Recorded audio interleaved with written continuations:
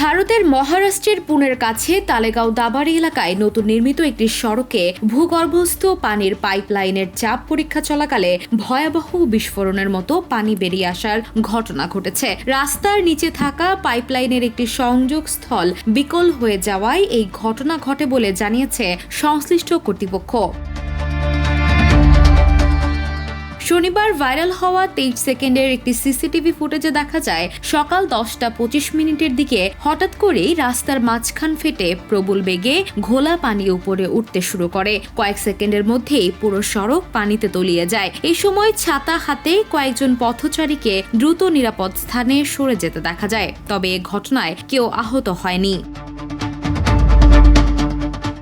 স্থানীয় প্রশাসনের তথ্য অনুযায়ী নতুন পানি সরবরাহ প্রকল্পের অংশ হিসেবে বসানো পাইপলাইনের একটি ত্রুটিপূর্ণ জয়েন্ট থেকেই এই দুর্ঘটনা ঘটে। ঘটনাটি নতুন নির্মাণ কাজের মান নিয়ে প্রশ্ন তুলেছে। পৌর কর্তৃপক্ষ জানিয়েছে ত্রুটিপূর্ণ কাজের দায় ঠিকাদারি প্রতিষ্ঠানের, তাই ক্ষতিগ্রস্ত রাস্তা ও পাইপলাইন মেরামতের সম্পূর্ণ ব্যয় সংশ্লিষ্ট ঠিকাদারকেই বহন করতে নির্দেশ দেওয়া হয়েছে। ঘটনার ভিডিও ছড়িয়ে পড়ার পর সামাজিক যোগাযোগ মাধ্যমে নির্মাণ কাজের গুণগত মান নিয়ে ব্যাপক আলোচনা ও সমালোচনা শুরু হয়েছে। Desk report, the news.